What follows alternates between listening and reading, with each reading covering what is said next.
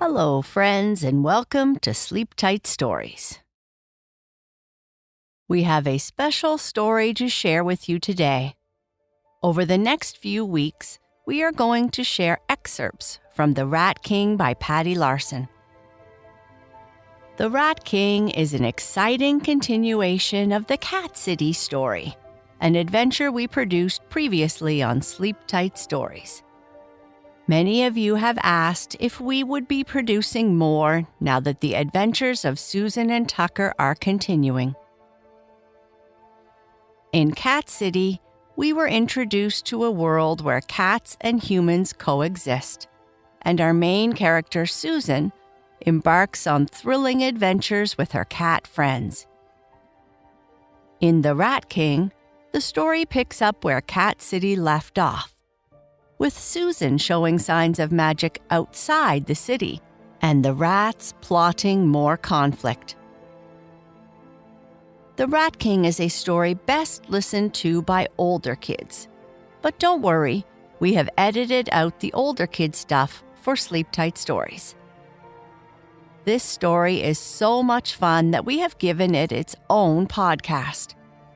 So if you love Cat City and want to listen, talk to your parents and follow The Rat King on Apple Podcasts, Spotify, or wherever you listen to podcasts. Thank you.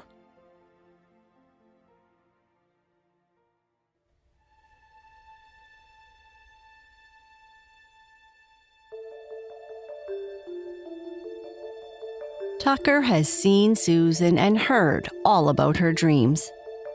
He is not sure what they mean, but knows he needs to talk to the council about it.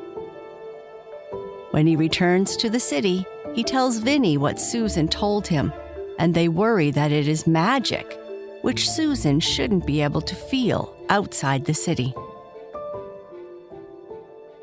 The Rat King, Chapter 3. Tucker considered going home first. His mother had, after all, taken a place on the council, so he had access to her, at least in theory. However, knowing Cynthia's attitude towards Susan had him dashing through the city streets, leaving home and such thoughts behind him. Experience with the previous council had taught him well, after all. The cats would only listen if he forced them to. Tucker! He slid to a halt at the familiar voice calling his name, waiting as the huge tabby cat caught up.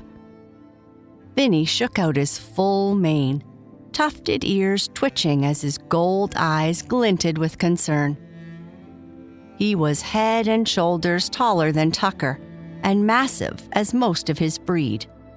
But Vinnie had always been a kind and caring friend, and one of the only cats Tucker trusted without question. What's wrong? He glanced sideways at a pair of Siamese who hurried past after a quick look their way.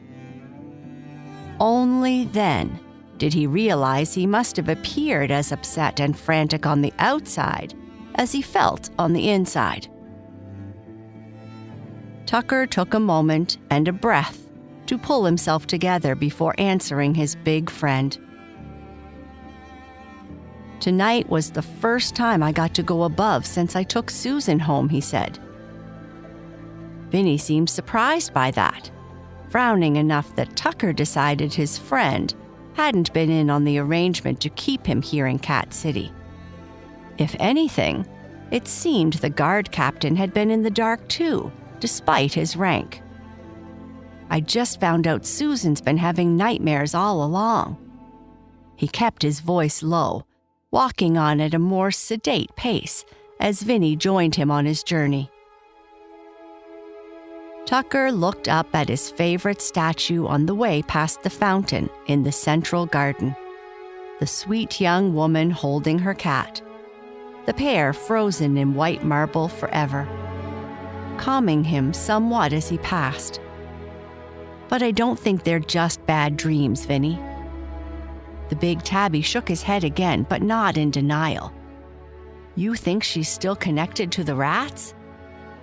Vinnie seemed to think he wasn't smart, but Tucker never believed him, and in making that connection, proved it. But he frowned then, slowing his steps, face scrunching as if he fought against something inside him. "You're sure? Never mind." He chuffed softly under his breath in apology.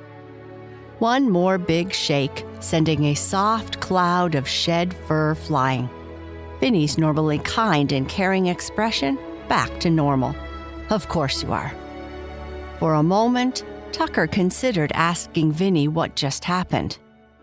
Hadn't he just seen the Maine Coon go through some kind of inner turmoil? What was that about? Instead, he chose to carry on, grateful for his friend's confidence in him, and knowing the big cat loved Susan as much as he did.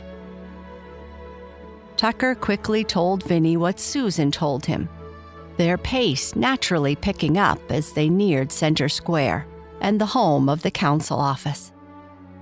"We have to do something," he finished as they paused outside the long building's main door. When a full meeting was called, everyone gathered in the square below, the tiered steps acting like a kind of theater.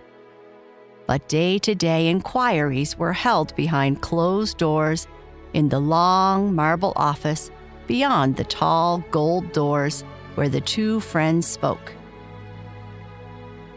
Tucker did his best not to let his nerves get the best of him, despite knowing what he had to do next. If she's starting to hear the Rat King's voice in her nightmares, it has to be magic. Vinnie hissed softly, ears flattening sideways as his whiskers drooped. "They're not going to like that, Tuck. They said she wouldn't have access to magic outside the city." His friend's reaction only made Tucker more determined. "They don't have to like it," he said. "In fact, I don't want them happy. I want them to listen for once. The rats aren't done, and Susan is in danger." Seeing Vinnie's hesitation only deepened Tucker's determination. He was surprised to find his words had come out in a snarl. Normally, he'd be embarrassed at his show of emotion. A gatekeeper of the great gate to Cat City was meant to be professional and calm at all times. He took a lot of pride in his position, especially since only his mother was purebred. And while being a gatekeeper had been a lifelong dream, only realized thanks to the support of a fallen traitor, Tucker refused to judge himself for standing his ground when the council suggested he step aside. It wasn't his fault that former Councilor Kai had betrayed them all to the rats. It was only the fact Tucker and Susan had saved Cat City that ensured he retain his place. He was sure of that. But he'd even give up that coveted position if necessary, if it would mean they would finally pay attention to the warnings he'd been talked out of the last week. They had to listen. They just had to. No matter his seeming resistance, when Vinnie finally nodded, Tucker was relieved. "I've got your back," Vinnie said, his giant bushy tail winding around Tucker's as the massive Maine Coon nodded slowly. His often gentle and playful personality had vanished, replaced by the powerful leader and warrior he'd become. And Tucker was suddenly very happy to have him on their side.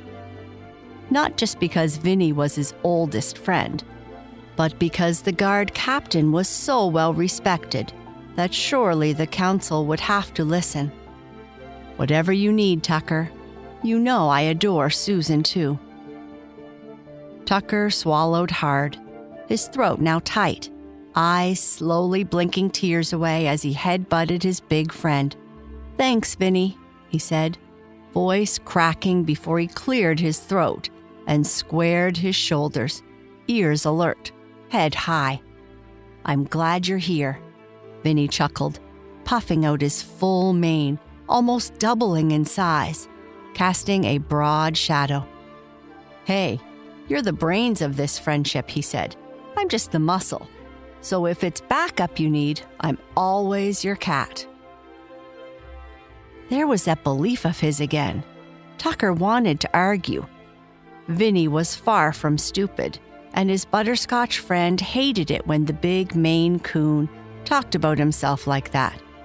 But this wasn't the time or the place for that conversation. Grateful for the support, knowing what he was walking into even if he held out hope otherwise, Tucker bobbed a nod to his friend and approached the gold door. It opened at the touch of his nose, swinging silently inward. Tucker inhaled slowly of the cool, fragrant air inside, taking one more moment to steady his nerves before entering the quiet interior of the council office. And that is the end of this part. Good night. Sleep tight.